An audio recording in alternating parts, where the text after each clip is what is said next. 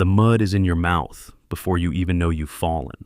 You are face down in a cold river somewhere between Georgia and exhaustion, and the instructor is standing on the bank telling you to get up, and your body is sending back a signal that says it cannot. But you get up anyway. That is the first thing you learn here. You get up not because you are strong, but because the alternative is being sent home, and home feels further away than the finish line.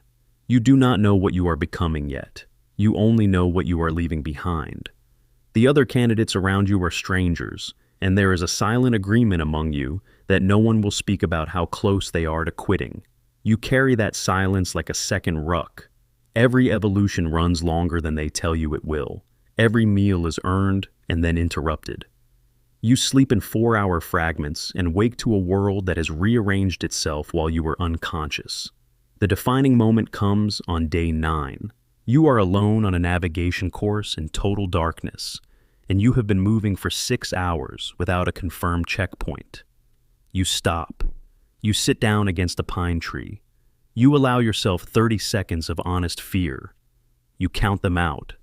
Then you fold the fear into something smaller, tuck it behind your sternum, and you stand up and you move. Not because the fear is gone, because you have decided it does not get a vote. You realize, somewhere in that pine-dark silence, that this is not a test of your body. It never was.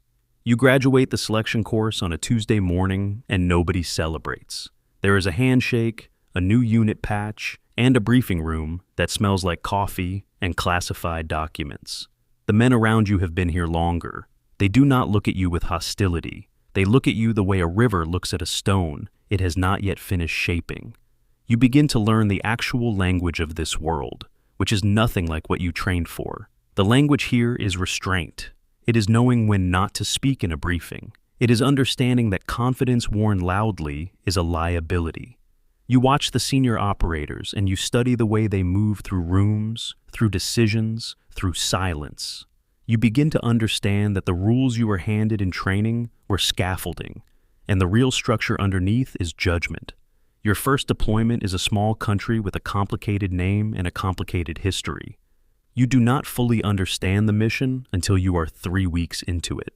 The defining moment is a checkpoint at 2 a.m. where a decision has to be made in under 4 seconds, and your team leader looks at you, not for permission, to see what you carry in your eyes. You give him the right answer without speaking. Afterward, walking back to the vehicle, you feel something leave you. It is not courage. It is the version of yourself that believed this work was clean. You do not mourn it for long. You already know that mourning takes time you no longer have. The 3rd year is different in a way that is difficult to explain to anyone outside of it. You are not afraid anymore, and that itself becomes something to be cautious about. You know the rhythms of this life now. You know how to read a room, a map, a man's intentions from the way he holds his hands. You are effective in ways that matter, and invisible in ways that are useful.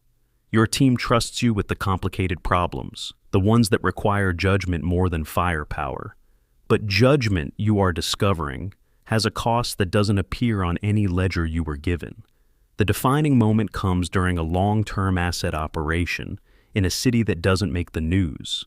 You are running a source who is also a father, also a man who prays 5 times a day, also someone who will be in danger the moment you are finished using what he knows.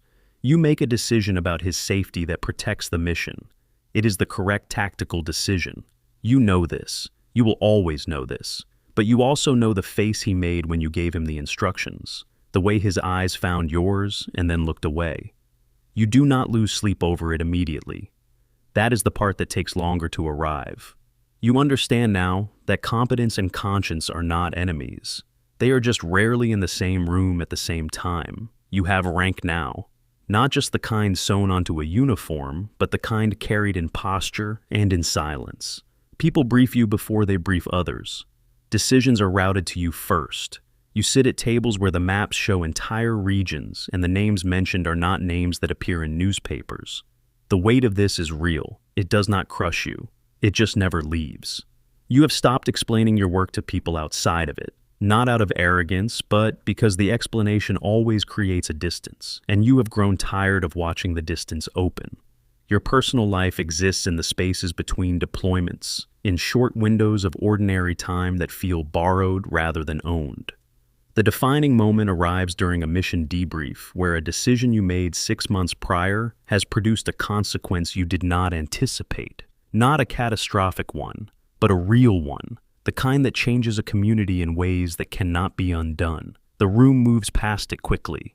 Operationally, it is categorized and filed, but you sit with it longer than the room does. You begin to ask yourself not whether you were right, but whether rightness is even the correct axis along which to measure this kind of work. That question does not resolve itself. You carry it into the next operation and the one after that. There is a specific kind of silence that exists at the top of this world. It is not peaceful. It is pressurized. You are responsible now for things that have no names in any regulation you have read. You make decisions that will not be reviewed for years. You know which operations succeeded and which ones succeeded on paper and which ones you will never speak about in any room with more than 2 people in it. The men below you are exceptional. You selected them yourself. Watching them work is sometimes the only thing that still feels real. But they look at you the way you once looked at the men above you, and that reflection is disorienting. You understand now that authority does not feel like power from the inside. It feels like permanent debt. The defining moment is quiet. It is an evening in a forward location, and you are alone with a set of orders that require your signature, and the orders are legal, and the orders are strategically sound, and you know with complete certainty they are the right call. You sign them, you do not hesitate. But afterward you pour a glass of water, and you stand at the window, and you look at the dark for a long time.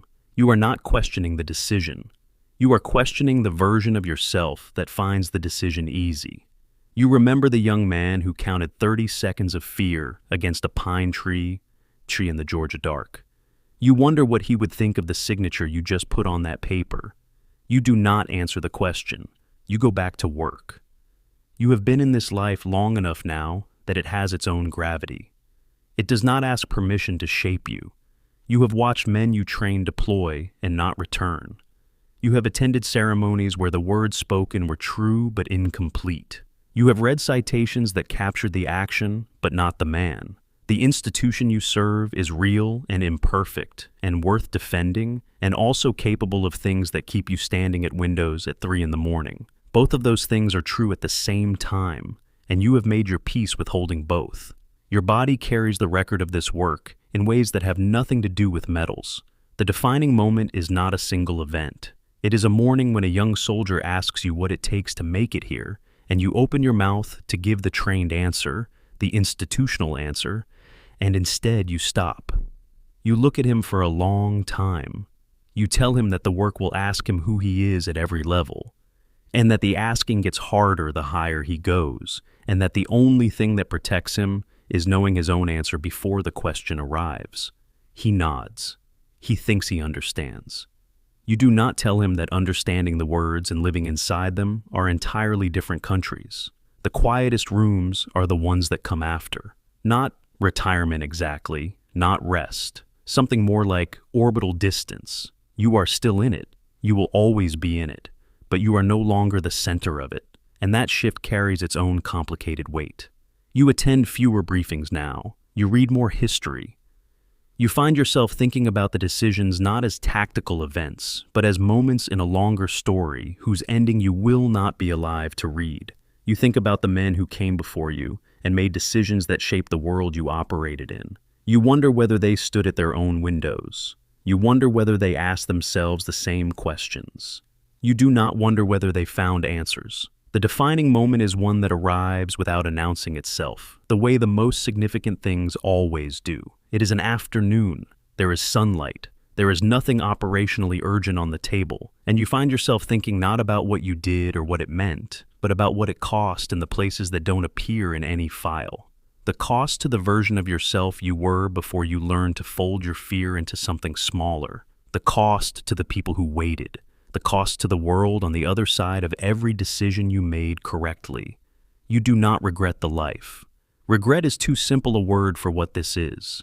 What you carry is more like a conversation that never quite finished, a sentence left open at both ends, and somewhere in the distance a young man is face down in a cold river, and he is about to stand up, and he does not yet know what standing up will cost him, and you are not certain anymore whether you would stop him if you could.